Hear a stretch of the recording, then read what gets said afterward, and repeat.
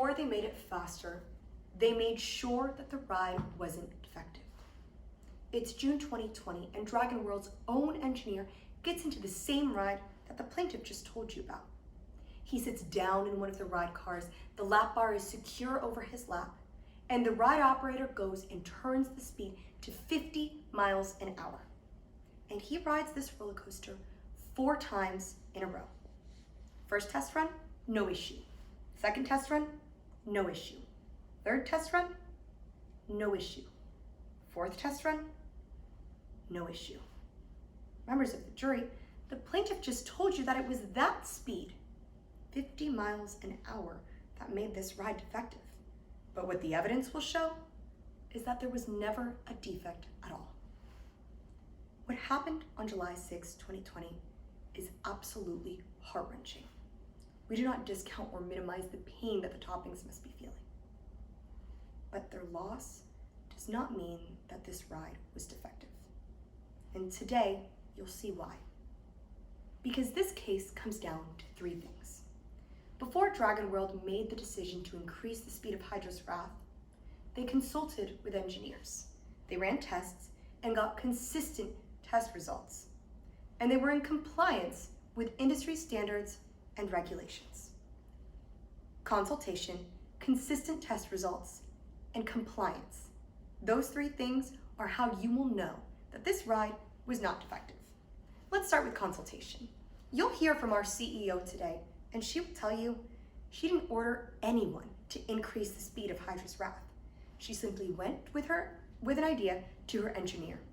And right from the start, he was determined to see if this ride could run at 50 miles an hour. He wanted to make sure that it would be safe. That's how this all started. She consulted him. The next step was testing. Now, members of the jury, I want to make sure we put this in perspective, because the plaintiff just told you about a 15 mile an hour increase. But what they didn't tell you is that this ride was actually built and tested at 45 miles an hour. So this increase was only a 5 mile an hour increase. But what did they do anyways? They ran tests and got consistent test results. Now, those won't be the only tests that you hear about today, because what you will learn is that after July 6th, they ran more tests. The plaintiff's engineer and the defense's engineer, they came back and they looked at this ride again. And they actually came to the same conclusion, that nothing was mechanically wrong with the restraint system. I said that right. No leaky hydraulic, no broken lap bar, not even wear and tear. Nothing was mechanically wrong with the restraint system. And you don't have to just take my word for it, because after that, they ran more tests. 10 tests, each test at 50 miles an hour. Each test, no issue. The lap bar didn't malfunction then either.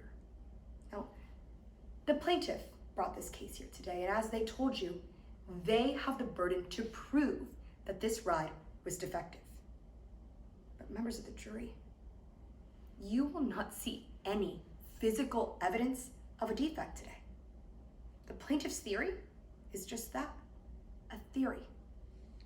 Evidence that you will see: compliance.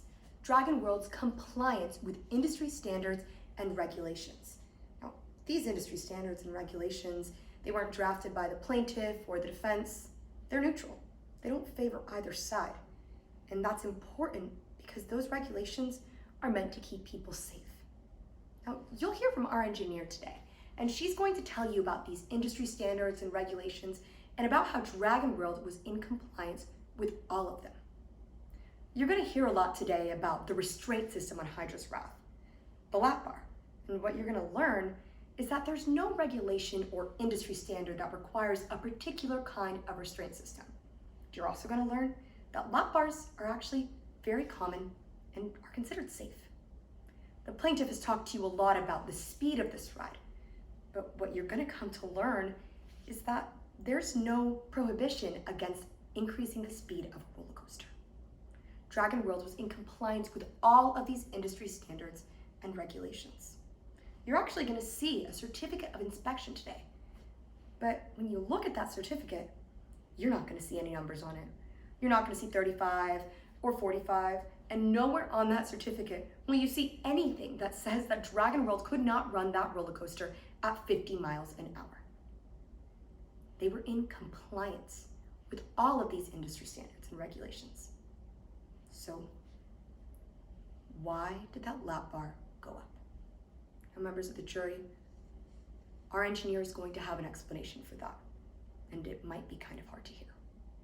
That engineer will tell you that that explanation doesn't have anything to do with a broken lap bar or any sort of defect.